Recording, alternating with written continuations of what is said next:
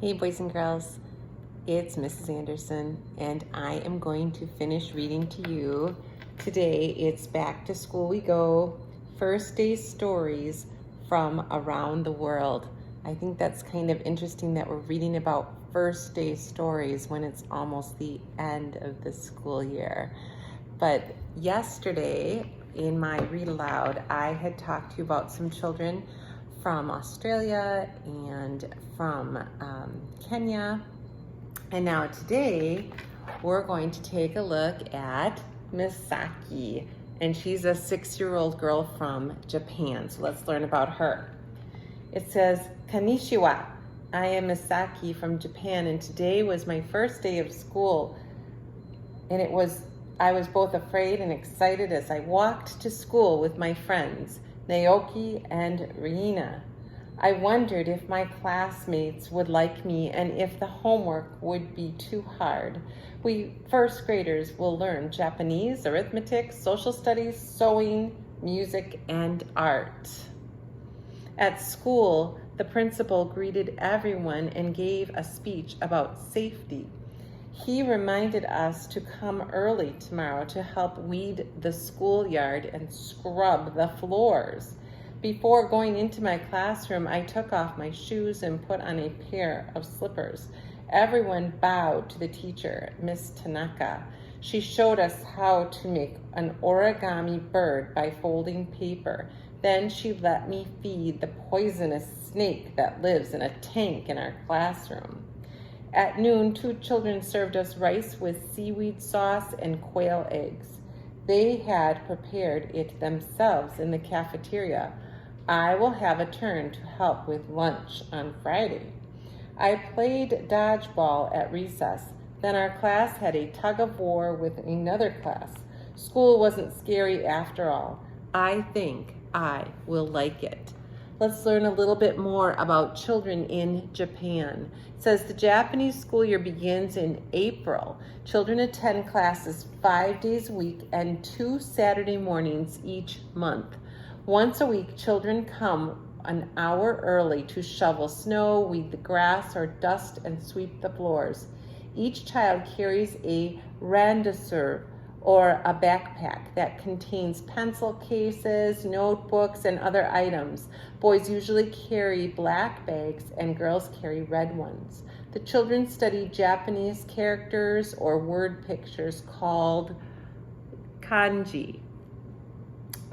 Children learn to write more than 1,000 kanji while they are in primary school. Japanese children play on jungle gyms and swings. They play tag, soccer, and dodgeball. Kendo, or fencing, is another favorite Japanese sport. Children also read, draw, and fold paper to make origami animals.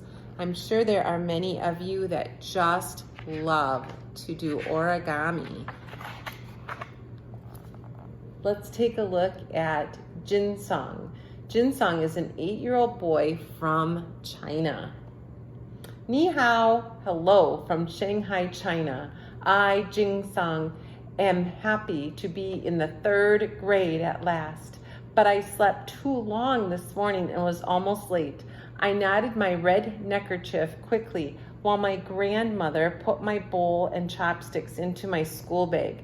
I must do better so I will not shame my family.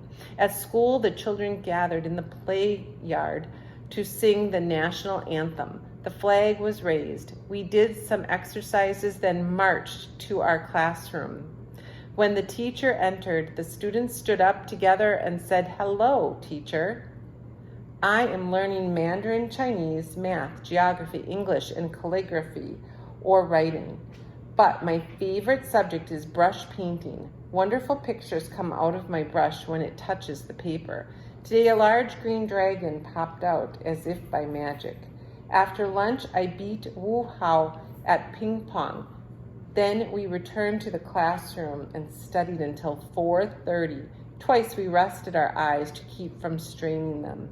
Some of my classmates go to the Children's Palace for music and art lessons after school. My family cannot afford to send me, so I will go home and play a video game. Here's a little bit more information about children in China. It says school starts in September and children attend 6 days a week. Some children also enroll in special classes at the Children's Palace where they learn piano, painting, dancing, science, and sports. They go home for lunch. Others bring their bowls and chopsticks so they can eat at school. Lunch often consists of soup and mantou or Chinese bread and is served by the teacher. Schools award red neckerchiefs for good behavior. Almost everyone has earned one by 3rd grade. Chinese children enjoy sports such as gymnastics, soccer, and ping pong. They play with tops, fly kites, jump rope, watch television, and play video games. Let's take a look at another student. This is Thomas, and he is a 7-year-old boy from Peru. Hola, I am Thomas from the Amazon rainforest. I live with my family in a house on stilts beside the river. My father taught me to weave a shigra or fishnet from palm fiber and to make jewelry from tagu nuts. He was my first teacher, but now I have another. This morning, my big sister Katya and I paddled our canoe to school. My job was to bail water. We must fix that leak. Rose-colored dolphins swam alongside us, and a big snake slithered by. Katya whacked a papaya with her paddle and gave me a piece for breakfast. When we arrived at school, I met my new teacher. Her name is Isabel, and she is 14. The school is a hut with dirt floor. We have a few desks and a chalkboard and a map of Peru, but no books. We will learn counting, reading, and writing. A boy had brought his pet monkey to school. When the monkey ran outside and climbed a tree, Isabel made a rule: no pets at school. Then she taught us the national anthem of Peru. Katya and I sang it over and over as we paddled home. Let's learn a little bit more about children from the Amazon in Peru. It says, the Ribeneros of Peru live alongside the Amazon River in huts built on stilts for protection from floods. Children learn how to hunt and fish from their parents. They also learn how to grow bananas, rice, and manioc, a plant that can be mashed into flour. The river is like a highway, and even children have their own canoes. Children like to race their canoes, sing and play tag and hopscotch. Canoes transport many children to school. School is often held in a one-room hut with a dirt floor. Teenagers teach the younger children counting, reading, writing, and geography. Toucans, tangers, and puffbirds flit through the rainforest. Some riberenos keep monkeys, parrots, or capybaras, large rodents, for pets. Very interesting, boys and girls. Let's take a look at one last student, and this is Gunther, and he is from Germany. He's a 6-year-old boy. It says, Guten Tag.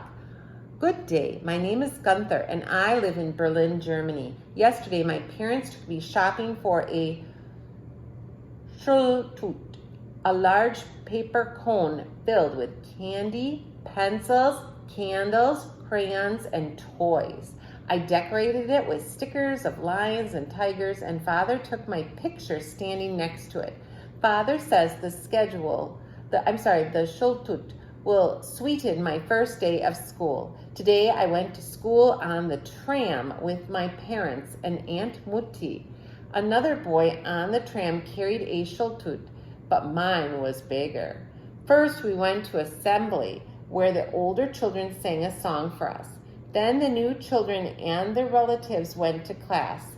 My teacher, Mrs. Bader, showed us a letter that some first graders had written to a mouse in America. One day the mouse wrote back, "Mice cannot write, so perhaps it was all make-believe. We too will learn to write, read, and study math science, religion, geography, and local history. Tonight, my family will celebrate my first day with balloons, pastries, cheese, and lemonade. I will get to eat the candy in my Schultut because I was good and obeyed the teacher. Let's take a look at a little more information on school in Germany. It says the school year begins in late August or early September and ends in July. Children have several short holidays instead of one long one. Class begins at 7:30 or 8 o'clock and is over at noon. Children study reading, writing, geography, religion, or good behavior, science, mathematics, or the maths. Before beginning school, children shop with their parents for a Schultut, a large paper cone filled with school supplies, presents, and candy. The cones vary in size, from a few inches to a few feet tall. Children have their photographs taken with the Schultuten and bring them to school. Most schools celebrate the first day with a party for the new students and their relatives. So, boys and girls, I hope you enjoyed this story, and I hope that you enjoyed this read aloud today of what it's like to be a student on the first day of school at different countries around the world. I'll see you again.